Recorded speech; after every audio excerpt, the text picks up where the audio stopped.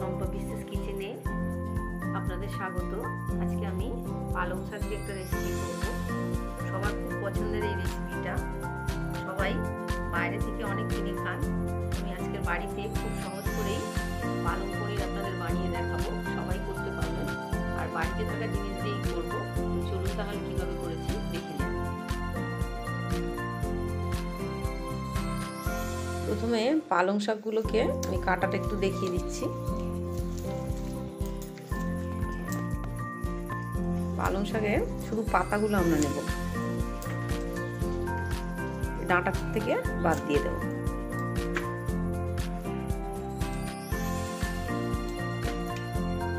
এরকমভাবে আমি প্রথমে পালং শাকগুলোকে বেছে নেব। পালং শাকগুলোকে বেছে নেওয়ার পরে আমি 2 থেকে 3 বার ভালো করে বেশি জলে ধুয়ে নিয়েছি। নিয়ে একটুখানি জলে ভিজিয়ে রেখেছিলাম। 2-4 মিনিট ভিজিয়ে রাখলেই হবে, কারণ পালং শাকে কিন্তু অনেক বালি থাকে। ভালোভাবে ধুয়ে নিতে হবে, তবে কিন্তু পালং শাক দিয়ে পনিরটা রান্না করলে পালং পনিরটা খুব ভালো হবে। এবং অনেক সময় কি বালি বালি হয়, সেটা কিন্তু একদম হবে না। এরকমভাবে আমি এবারে পালং শাকগুলোকে রান্না করার জন্য কড়াতে নিয়ে নিচ্ছি।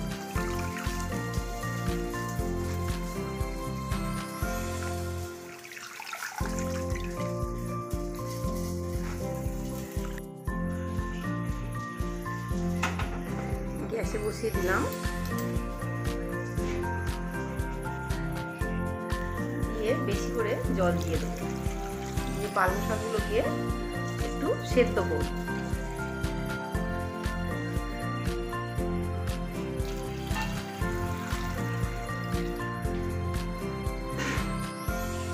দিয়ে আমি একটু ঢেকে দিলাম। পালং শাকটা কিন্তু গ্যাসের আঁচটা জোরে দিয়ে সেদ্ধ করতে হবে। মোটামুটি 5 থেকে 6 মিনিট হয়েছে। মাঝখানে আমি একবার ঢাকনা খুলে উল্টে পাল্টে দিয়েছিলাম। বেশিক্ষণ কিন্তু করার প্রয়োজন নেই, এই যে এরকম হলেই হবে। একদম রেডি। আমি গ্যাসটা এখন নিভিয়ে দিলাম।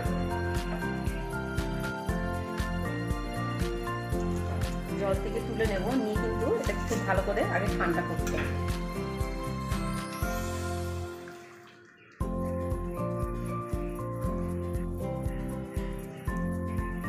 পালং শাকটা ঠান্ডা হয়ে যাওয়ার পরে এই যে আমি মিক্সিতে বেটেছি, ঠিক এরকম হবে। বেশি কিন্তু পাতলা করলে হবে না। তো জলটা এই সেদ্ধ করা জল দিয়ে বাটতে হবে, যতটুকুনি প্রয়োজন যাতে এরকম হয়। এদিকে আমি মশলাগুলোকে রেডি করে নিয়েছি। একটা টমেটো বেটে নিয়েছি। পেঁয়াজগুলোকে খুব পাতলা পাতলা ছোটো ছোটো করে কেটে নিয়েছি। একটু ঝিরি করে কিন্তু কাটলে তবে ভালো হবে। আর এখানে রসুন গ্রেট করে নিয়েছি, আর আদাটাকেও গ্রেট করেছি, আর কাঁচা লঙ্কা ছোট ছোট করে কেটে নিয়েছি। পনিরটাকে একটু বড় বড় করেই কাটবো।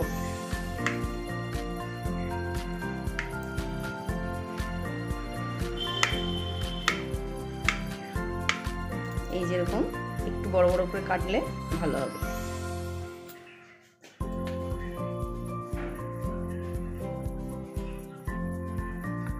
রান্নাটা করার জন্য আমি কড়াতে সাদা তেল দিয়ে দিলাম। ফোড়নে একটা শুকনো লঙ্কা ফাটিয়ে দিলাম, আর একটু জিরে দিয়ে দিলাম। ফোড়নে ভালো গন্ধ বেরোলে গ্রেট করা রসুনটা প্রথমে দিয়ে দিলাম। দিয়ে রসুনটা কিন্তু একটু ভেজে নিতে হবে।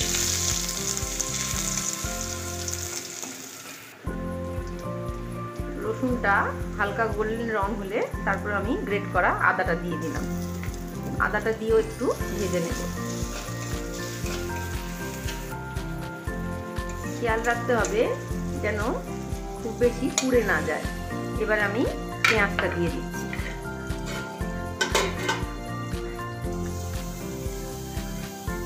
পেঁয়াজের সঙ্গে কাঁচা লঙ্কা কুচিটাও দিয়ে দিলাম।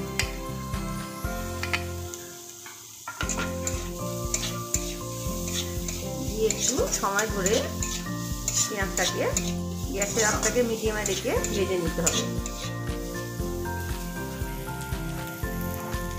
পেঁয়াজটাকেও কিন্তু খুব পুড়িয়ে ভাজার দরকার নেই, হালকা লাল হলেই হবে। কিন্তু গ্যাসের আঁচটাকে কমিয়ে ভাজতে হবে পেঁয়াজটা, তবে কিন্তু ভালো হবে। এবারে টমেটো বাটাটা দিয়ে দিই। সঙ্গে আমি বাকি মশলাগুলো দিয়ে দেব। হলুদ, নুনটা অবশ্যই বুঝে স্বাদ অনুযায়ী দেবেন, লঙ্কার গুঁড়ো,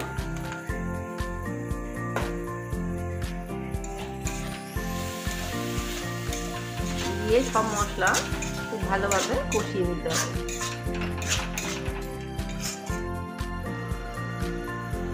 মশলা খুব ভালোভাবে কষানো হয়ে গেছে, তেল ছেড়ে দিয়েছে।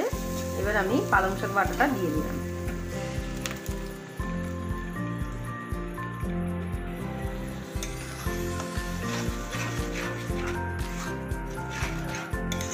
মশলার সঙ্গে পালং শাকটাকে 2-3 মিনিট মতন একটু রান্না করতে হবে প্রথমে।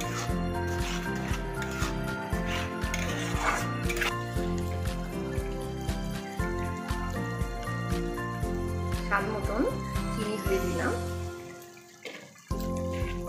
চিনি দিয়ে উল্টে পাল্টে মিশিয়ে নেব। এবার পনিরগুলোকে দিয়ে দিলাম। পালং পনির কিন্তু কাঁচা পনির দিলেই ভালো হয়। তো আপনারা যদি মনে করেন কাঁচা পনির আপনারা খান না, তো হালকা করে ভেজে নিতে পারেন। হালকা হাতে উল্টে পাল্টে মিশিয়ে নিতে হবে।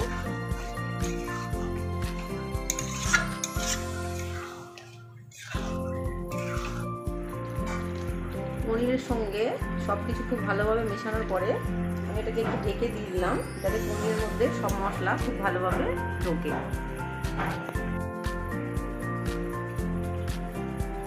ঢেকে দেওয়ার পরে প্রথমে গ্যাসটাকে আমি জোরে দিয়ে দিয়েছিলাম। ভালোভাবে ফুটতে আরম্ভ করলে একদম সিম করে দিয়েছিলাম। মোটামুটি 4 থেকে 5 মিনিট হয়েছে, এর থেকে বেশি কিন্তু ফোটানোর দরকার নেই। এবার একদম রেডি। এই সময় একটু আপনারা নুন আর মিষ্টি স্বাদটা দেখে নিতে হবে। আমি একটা ভাজা মশলা তৈরি করেছি। ধনে, জিরে আর গরম মশলা শুকনো কড়াতে ভেজে নিয়েছিলাম, নিয়ে গুঁড়ো করে নিয়েছি। এই মশলাটা একটু দিয়ে দিচ্ছি। এই মশলাটা দিলে কিন্তু খুব সুন্দর একটা গন্ধ হবে।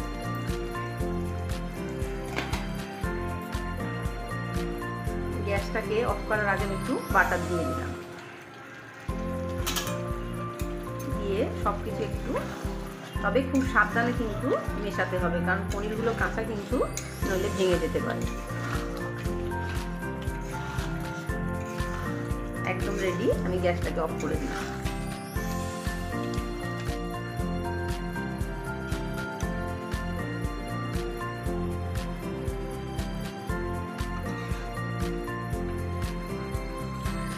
এরকম গরম গরম পালং পনির দিয়ে শীতের দিনে যে কোনো ধরনের রুটির সঙ্গে কিন্তু খেতে দারুণ লাগে।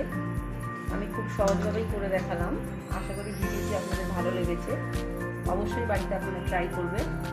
আর ভালো লেগে থাকলে লাইক ও শেয়ার করুন। আর এখন আমার চ্যানেলটি যারা সাবস্ক্রাইব করেননি অবশ্যই সাবস্ক্রাইব করবেন। সবাই ভালো থাকবেন।